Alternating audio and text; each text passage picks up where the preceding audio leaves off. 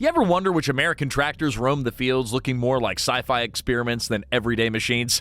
Well, today we're going to reveal 25 of the most bizarre, inventive, and just downright unexpected rigs that helped shape U.S. farming from the early 1900s onward. Prepare for half-tracks, friction drives, oversized monsters, and contraptions that could pass for carnival rides. Whether you're a gearhead, a nostalgia buff, or just curious about agricultural oddities, this countdown is guaranteed to intrigue. Let's dive right in to these unbelievable machines.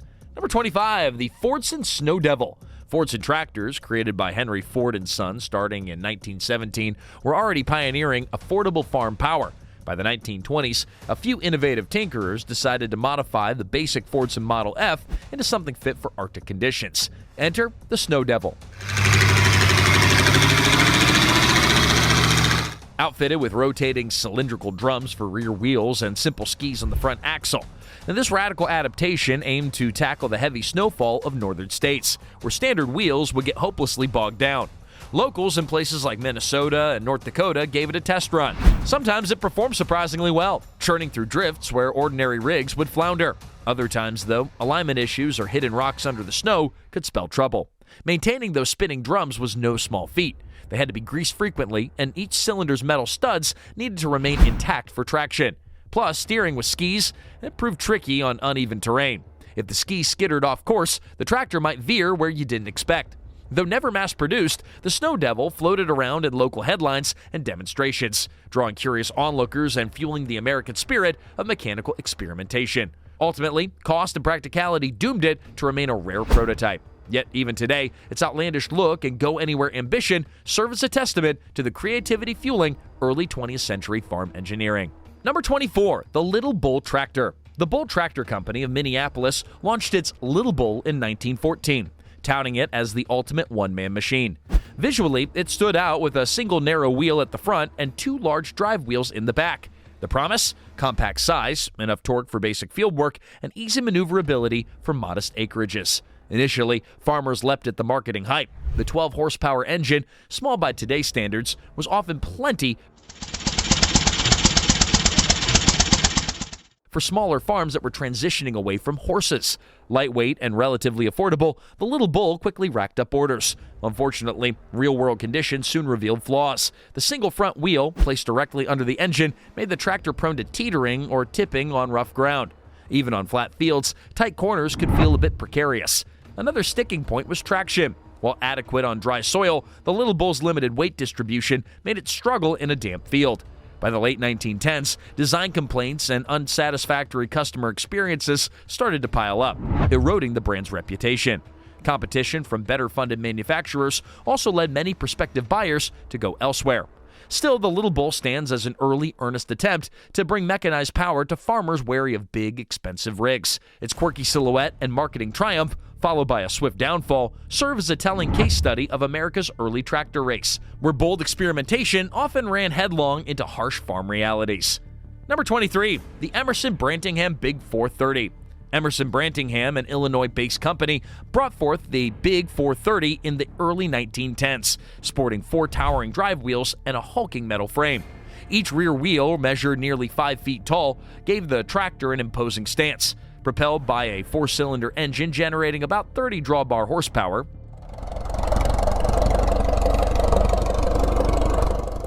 which was high for its day, could pull multiple plows across vast fields, especially in the Great Plains. Its weight, however, exceeded easily several tons, creating navigation and some maintenance hurdles. Overheating plagued some early models, partly because the hefty engine needed copious water in the radiator, and long days in the scorching sun could tax even the best cooling system. Steering demanded strength and skill. Controlling those massive wheels and dealing with uneven terrain often would leave an operator sore by the end of the day. Now, despite its unwieldy nature, the Big 430 reflected a growing trend, right? Bigger was better. Large farms with sprawling acreage clamored for stronger machines that were capable of a serious pull. Now, though Emerson Brantingham faced fierce competition, from steam engines transitioning into gas tractors to other emerging brands, the Big 430 became emblematic of America's push to mechanize in grand style. Soon enough, escalating engineering refinements and corporate mergers would shuffle the marketplace. Yet the Big 430 retains a certain mystique, reminding us that early 20th century manufacturers weren't shy about building colossal iron behemoths, hoping to revolutionize how the nation's farmland was tilled. Number 22, the Lynn half-track tractor.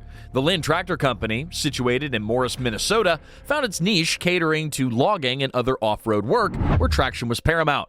Their Model 17 half-track tractor, introduced in the 1920s, featured conventional front wheels for steering but replaced the rear wheels with rubberized tracks. Although not a full crawler, this configuration gave it significantly improved traction in muddy, snowy, or uneven terrains, common challenges in northern logging operations. The Model 17 usually housed a robust gasoline engine capable of generating sufficient torque to haul logs or pull stumps. Loggers and road builders working in forests found it invaluable, as it could inch across marshy ground without sinking, unlike many conventional tractors. To enhance grip, the rear half-tracks were often fitted with grousers, or metal bars that could dig into the earth. Its top speed, however, was pretty minimal, usually under 7 miles an hour, so you wouldn't exactly zip anywhere quickly. But speed, it was not the point. Reliability in unforgiving conditions was. One glance at the Lynn Model 17 might remind you of an early bulldozer or an early tank prototype from World War I.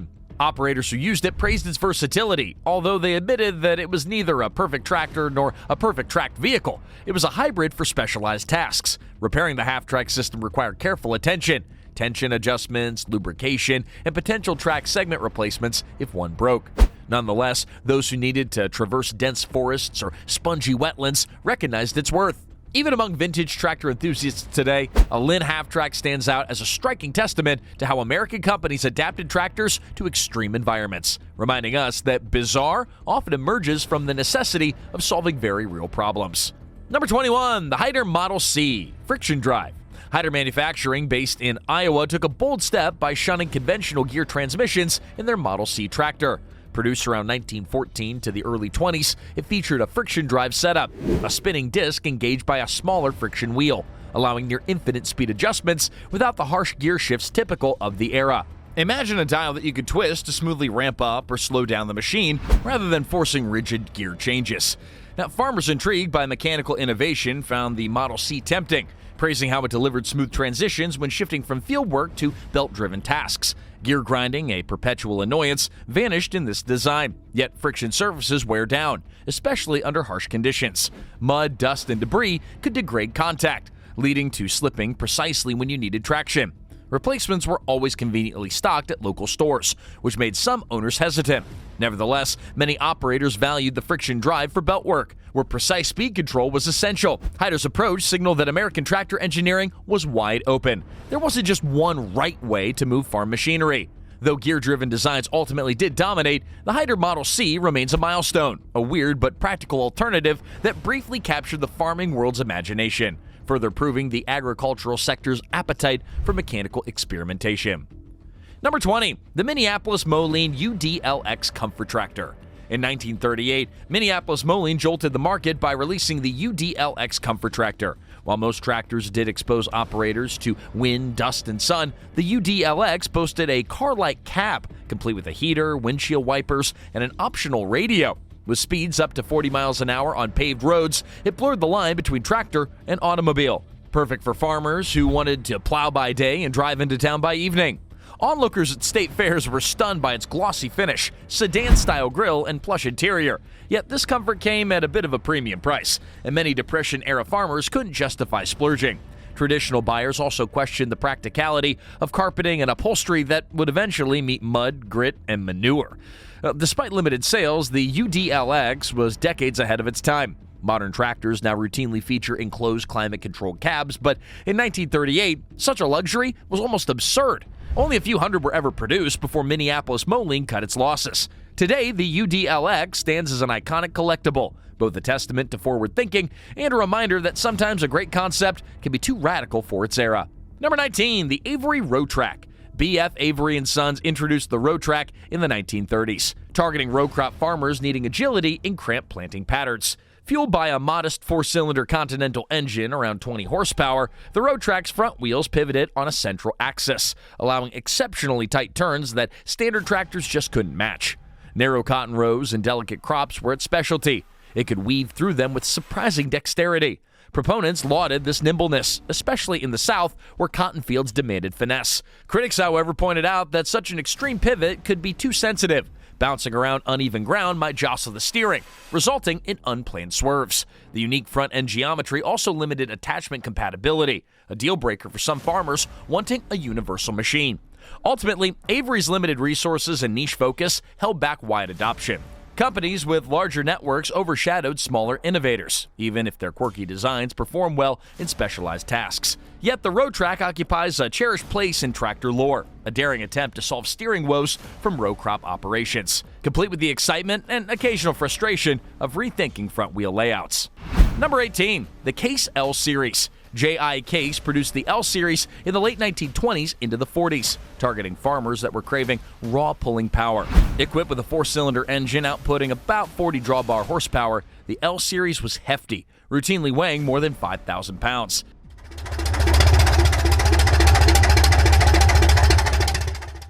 Its elongated hood made it look formidable, and owners noted that operating it felt like steering a small battleship. Durability was a major selling point. Mechanics praised the heavy cast iron construction and no-frills design, qualities that translated to fewer breakdowns. Fuel consumption could be high, but many found it a fair trade for the torque it delivered when pulling multi-bottom plows or powering threshing machines. Handling wasn't for the faint-hearted. Without power steering, muscling that front end around in tight corners left some operators with sore arms. The open platform also offered zero weather protection.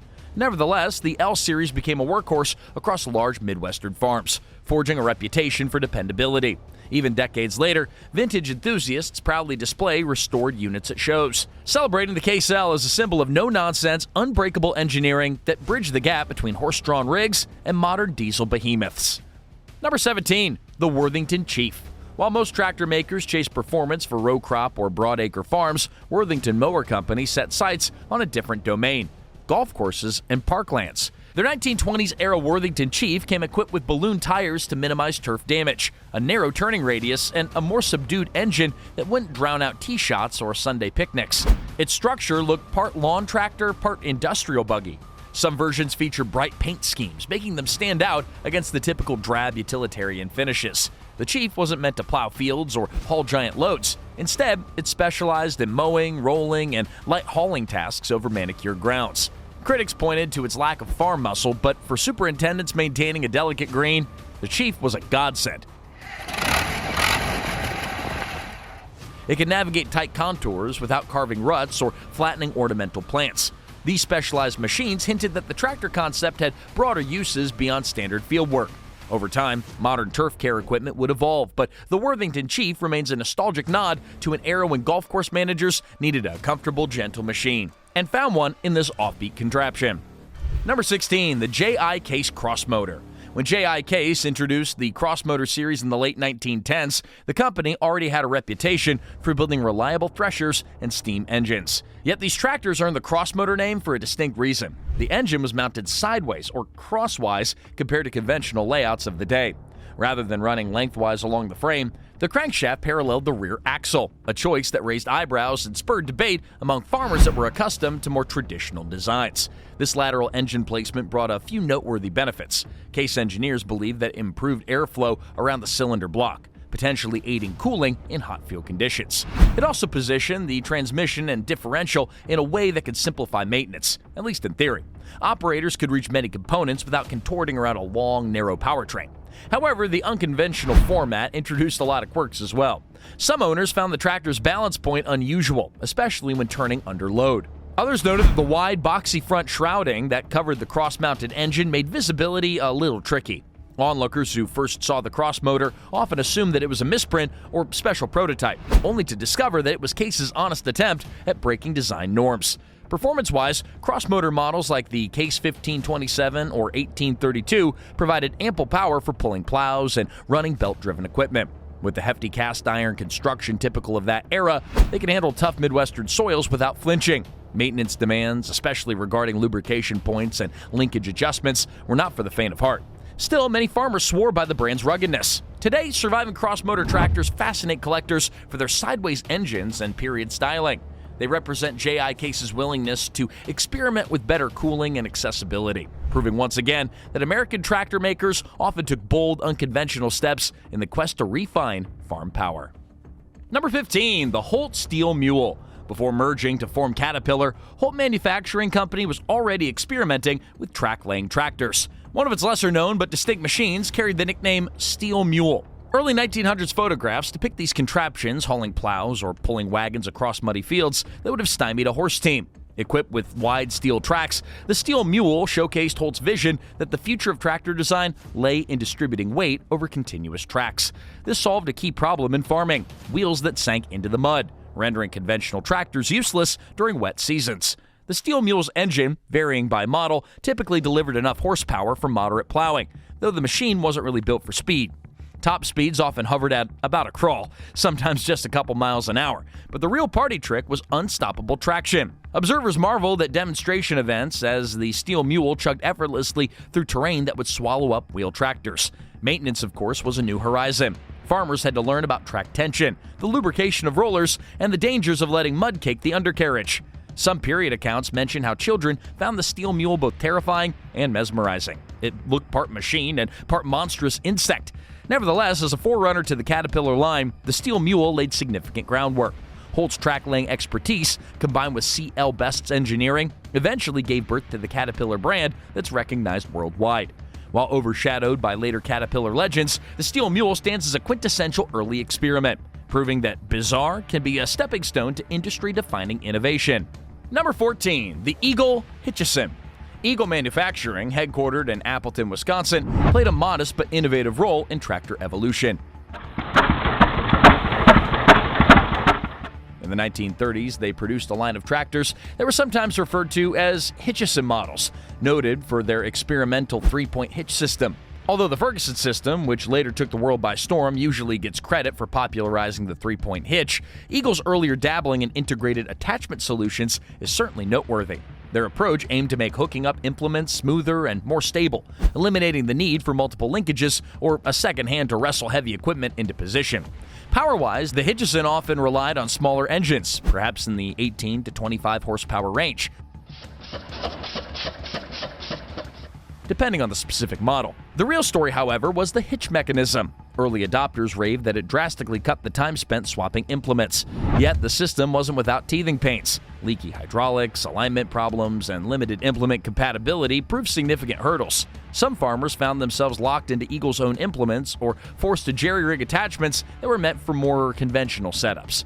Eagle Manufacturing's relative obscurity, compared to giants like John Deere or International Harvester, also hampered large-scale adoption. By the late 30s and early 40s, the agricultural market was increasingly dominated by companies with robust dealer networks. But nonetheless, the Eagle Hitchison tractors carved out a niche among loyal owners who appreciated the forward-thinking approach to integrated implement systems. Today, collectors see them as hidden gems that illustrate just how many small brands tried to pioneer features that later became standard. For every Ferguson or Ford success story, there were quieter innovators like Eagle, whose designs, while sometimes bizarre, sowed the seeds for modern tractor technology.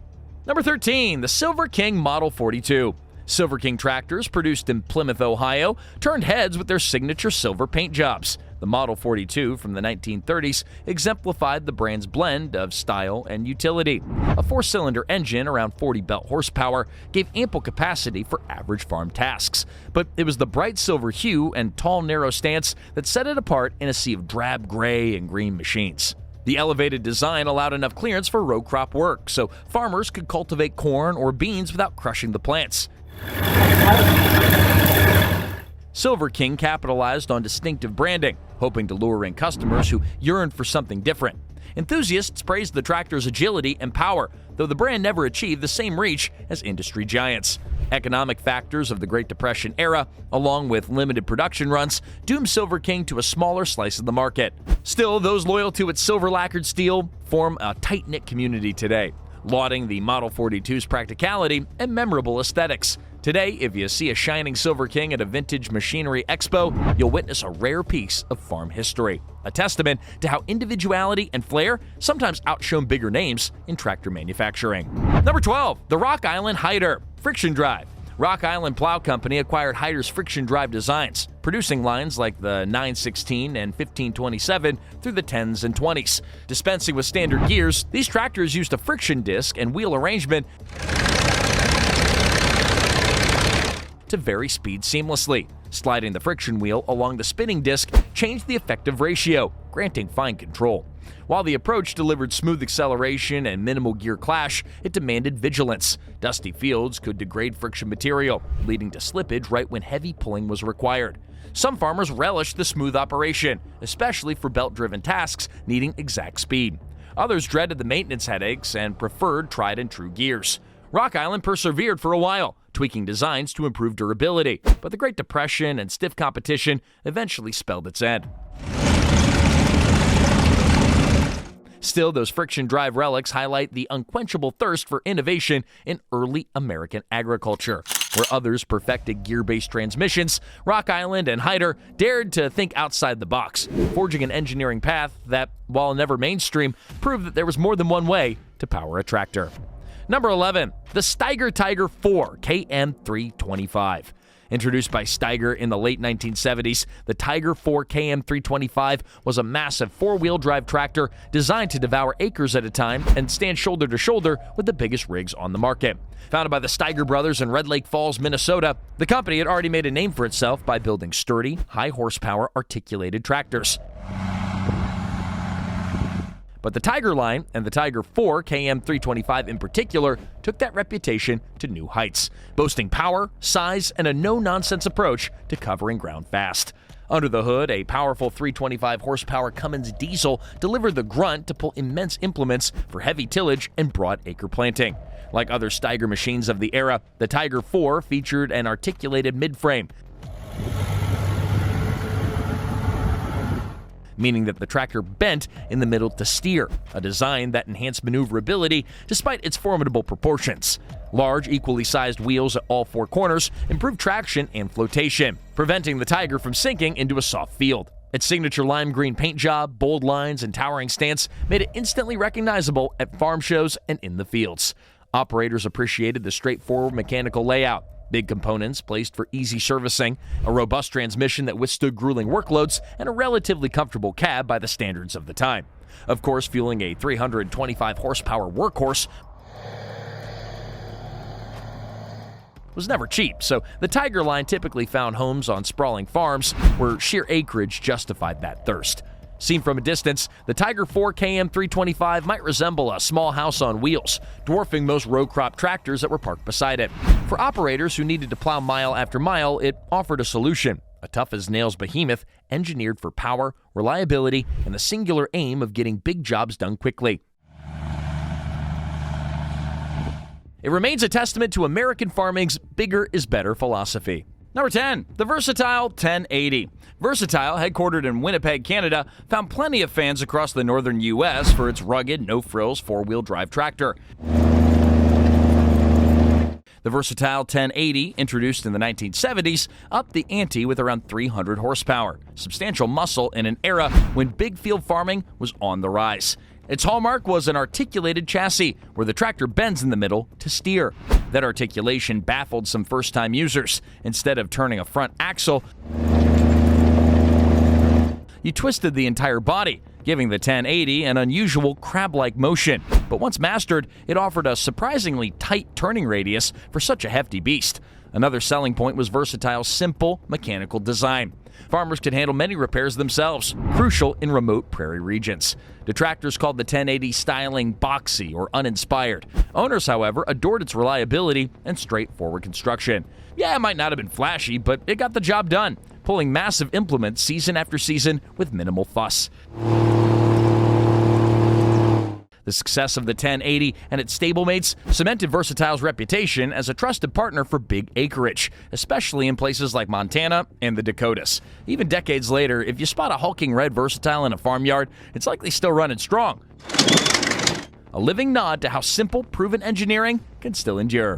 Number 9, the John Deere D. John Deere's Model D debuted in 1923 and remained in production until 1953, an astounding 30-year run that speaks volumes about its reliable design.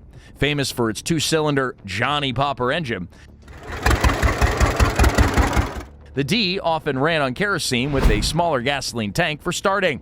Early models used an open fan radiator. Later ones sported a more modern grille, but the core mechanical layout stayed pretty consistent.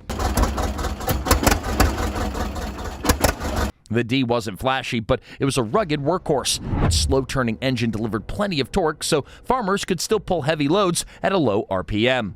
Maintenance was straightforward, and parts availability, it seldom posed a problem. Because it served so long, countless homesteaders built memories around the D, forging a deep emotional connection to the brand's green and yellow heritage. Despite more advanced tractors emerging in the 40s, the D retained a loyal following among those who preferred its simplicity. And by the time Deere finally retired it in 1953, over 160,000 units had rolled off the line. An incredible feat.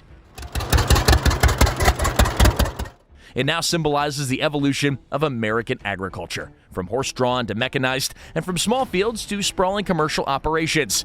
Though not visually bizarre by modern standards, its record-breaking longevity and minimal changes make the D an oddity in a rapidly shifting marketplace. Number 8, the Moline Universal. Launched in 1915 by the Moline Plow Company, the Moline Universal broke tractor conventions with a single-frame design that intertwined tractor and implement. It resembled a front half, engine, driver's seat, and front axle attached to whatever implement you were using, forming a single rigid unit. This made hooking up plows, cultivators, or planters integral to the machine itself. Even more remarkable, the Universal was the first tractor to include electric starting and lights. An astronomical leap when most competitors still required hand cranking.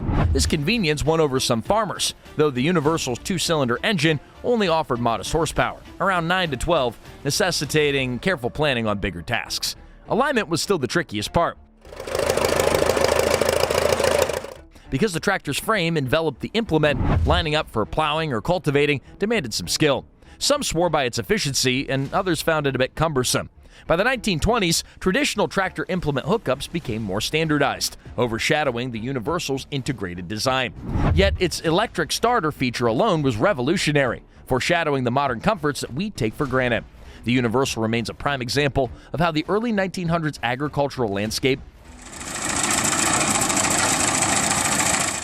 brimmed with daring experiments, each exploring new ways to harness internal combustion on the farm. Number 7, the Claas Model H crawler. The Cleveland Tractor Company, often shortened to Cletrac, was a pivotal name in introducing crawler technology to American agriculture. Beginning in 1916, their Model H was among the earliest mass-produced crawler tractors to gain mainstream acceptance, thanks to its tank-like continuous tracks that allowed superior traction over mud, slopes, and uneven fields. In appearance, it looked closer to a military tank than a farm tractor, especially to eyes unaccustomed to tracked vehicles. That unconventional form, however, served a crucial function, distributing the tractor's weight over a larger surface area, thus minimizing soil compaction and preventing the machine from sinking in soft ground. Despite its robust silhouette, the Claas Model H wasn't the largest crawler in the company's lineup, but it was notable for bridging the gap between moderate horsepower demands and the cutting-edge track concept. Depending on the specific year and version, the Model H's engine produced around 20 to 25 horsepower. This might sound small by modern standards, but at the time, it was enough to manage moderate field work without the risk of a wheel slip. Even more intriguing was Cletrac's controlled differential steering, which allowed an operator to precisely maneuver the crawler by adjusting power distribution between the tracks. Farmers and contractors quickly saw the benefits. Tilling muddy fields or working on steep inclines posed far fewer problems. Yet the crawler concept introduced new maintenance headaches. Track links had to be inspected for wear, rollers and idlers needed frequent lubrication, and the system was undeniably more intricate than simple steel wheels. Some prospective buyers balked at the idea of so many moving parts, but still many embraced it, especially in regions where a conventional tractor might get bogged down for weeks after heavy rains. When we look back at the Claas Model H, it stands out as an early milestone in crawler tractor design, a design that would eventually become crucial not only for farming, but also for construction, earth moving, and military operations. By daring to depart from the typical wheel arrangement, Cletrac helped pioneer a technology that would reshape how heavy equipment navigates challenging terrain. Number 6, the Lynn half-track tractor, the Model 19 Special. Building on the success of their Model 17, Lynn introduced the Model 19 Special, retaining the half-track concept while refining the power plant and undercarriage for even tougher jobs. A more powerful engine, sometimes in the 40 to 50 horsepower range, gave the machine extra oomph, making it better suited for larger logs or steeper grades. One optional upgrade was a fully enclosed cab to protect the operator from falling limbs in harsh weather, a feature particularly cherished in northern states where winters could be pretty brutal. Like its predecessor, the Model 19 Special didn't make speed a priority. Its average forward movement hovered around a walking pace, which was enough for a carefully measured approach in hazardous logging sites. Operators could add attachments like a heavy-duty winch for pulling logs or hauling stuck equipment out of ditches. This made it a popular piece of kit among logging companies looking to reduce the number of machines needed on site. Still, the half-track design came with its own set of complications. Maneuvering on dry, hard ground sometimes felt awkward because the tracked rear end had much more friction than the front tires. Turning sharply could cause jolting or track stress. Regular maintenance was non-negotiable. Track segments and the drive sprocket had to be inspected and oiled frequently. These nuances kept the Lynn half-tracks from becoming mainstream farm tools, but in the logging realm, they were lifesavers. Those who see one today can't help but marvel at its formidable stance and utilitarian vibe. It's as if someone took a tractor's front half and fused it to a small tank's rear half because, well, that's exactly what happened. For all their oddity, Lynn half-tracks underscored a rich tradition of specialization in American tractor history, where no terrain was considered too daunting for an ambitious manufacturer willing to blend ideas from multiple machine types. Number 5. The Rumley Oilpole. Advanced Rumley's Oilpole tractors, produced in the early 1900s, distinguished themselves with oil-based cooling systems instead of water. This allowed the engines to run hotter and burn kerosene more efficiently, an attractive proposition when gasoline was scarce or expensive. The sight of an oil pole with its tall vertical radiator and heavy-set design evoked a steam engine silhouette, complete with chugging exhaust stacks. Depending on the model, horsepower ranged from, let's say 15 to over 50. Getting it started required some mechanical finesse, especially regulating engine temperature and ensuring that the oil coolant didn't overheat. But owners often raved about its consistent torque and lower fuel costs. On large Midwest farms, these beasts would haul plows and powered threshing belts, overshadowing teams of horses in output. Now, over time, though, simpler water-cooled designs and brand consolidations diminished the oil pole's market share. When Alice Chalmers acquired Rumley, production ceased, making these machines prized vintage items. The distinctive oil pole name and unique cooling method remain legendary, capturing an era when tractor builders took daring steps to improve efficiency, forging designs that still puzzle and amaze modern observers. Number 4. The IHC Mogul 816. International Harvester's Mogul 816, introduced around 1914, showcased a single-cylinder engine delivering roughly 8 drawbar and 16 belt horsepower. Its hefty external flywheel spun along one side, giving it a powerful but kind of primitive look. Powered by kerosene or distillate, it appealed to cash-strapped farmers that were seeking a moderately priced mechanized alternative to a draft horse team. Now, chain drives connected the engine to the rear wheels. It was simple but exposed, meaning mud or stones could jam the chains if operators weren't careful. Starting the engine meant manually cranking the giant flywheel, a chore that demanded endurance. But nonetheless, once running, it handled plowing, threshing, and sawing duties more efficiently than horse teams. By the 20s, multi-cylinder tractors and more refined transmissions overshadowed the Mogul's basic layout. Yet for a time, the 816 filled a vital market niche, offering a stepping stone to full mechanization. In many farming communities, hearing its rhythmic pop and hiss signaled progress and modernity. Though overshadowed by later farm-all developments, the Mogul 816 stands as a piece of IHC heritage, bearing witness to the transitional chapter that turned tractor from novelty to necessity. Number 3. The Massy Harris General Purpose. Though Canadian, Massy Harris found a foothold in the U.S., especially with the GP, or General Purpose, introduced around 1930. Now, this tractor sported an unusual wheel layout, 2 widely spaced wheels at the front and one centered at the rear. It aimed to reduce crop damage in row crop fields, hoping to rival offerings from companies like International Harvester. A 4-cylinder engine at around 22 to 25 horsepower provided moderate capability for cultivation and light plowing. The wide front wheels gave the tractor stability, but the single rear wheel could make turning arcs somewhat awkward. Farmers liked the minimal road damage, but questioned whether a non-standard configuration was worth the hassle for implements and parts. Despite Massy Harris's strong presence, the GP never achieved widespread popularity. More conventional row crop designs took the industry by storm, leaving the GP a curious footnote. Yet it demonstrated how no stone was left unturned in the quest to streamline row crop farming. For collectors, spotting a Massy Harris GP is a rare treat, an emblem of 1930s innovation that briefly attempted to rewrite the rulebook on tractor geometry. Number 2, the Hardar 30. Hardar, often credited with coining the term tractor, unveiled its Model 30 in the 1910s, featuring a big horizontal 2-cylinder engine generating about 30 horsepower at the drawbar. Sporting massive steel wheels with spade lugs, it weighed about 7,000 pounds, meaning that it took a confident operator to navigate corners or uneven fields. This brute strength allowed the Hardar 30 to replace horse teams and even some steam traction engines. Fuel usage was significant, and the open operator platform provided minimal comfort. But the payoff was an ability to pull multiple plows, an impressive feat in that era. Many consider it a bedrock of tractor history, bridging older steam traditions and more refined internal combustion designs. Hardar eventually merged to form Oliver, and the name brand faded. Yet the Model 30 remains iconic among vintage machinery aficionados. It testifies how quickly tractors evolve, from basic lumbering beasts to more compact, user-friendly machines within just a few decades. While it might not appear bizarre by shape alone, its sheer size and early mechanical approach still captivate those who appreciate the birth of mechanized agriculture. Number 1, the Chalmer G. Our final entry is the Chalmer G, introduced in 1948 and lasting until 1955.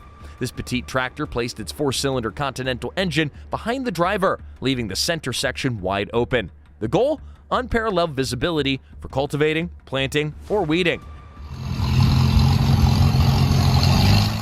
With around 10 horsepower, the G wasn't built for raw might.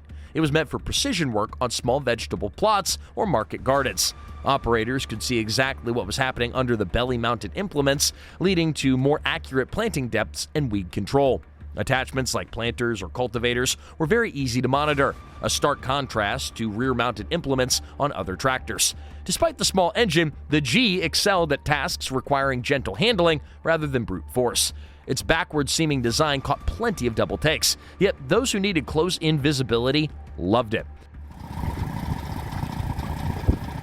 When production ended, the G left behind a cult following, and even today, specialized organic and market growers prize the G for tasks where delicacy and line of sight trump high horsepower. It's a fascinating reminder that success in tractor design, it's not always about size. Sometimes it's about rethinking the layout to solve a very targeted need. Hey yo, these 25 tractors prove just how imaginative and sometimes outrageous American farm engineering could be. Each model reflects a chapter of innovation, from friction drives to half-tracks, cozy cabs to oil cooling. We hope you found this nostalgic ride both enlightening and entertaining. And if you want more deep dives and honest breakdowns of vintage and modern machinery, be sure to hit that subscribe button. We value your support, and we'll be back soon to uncover even more incredible rigs from yesteryear. Until next time, keep on cherishing that mechanical heritage and enjoy the fruits of forward-thinking American farm ingenuity.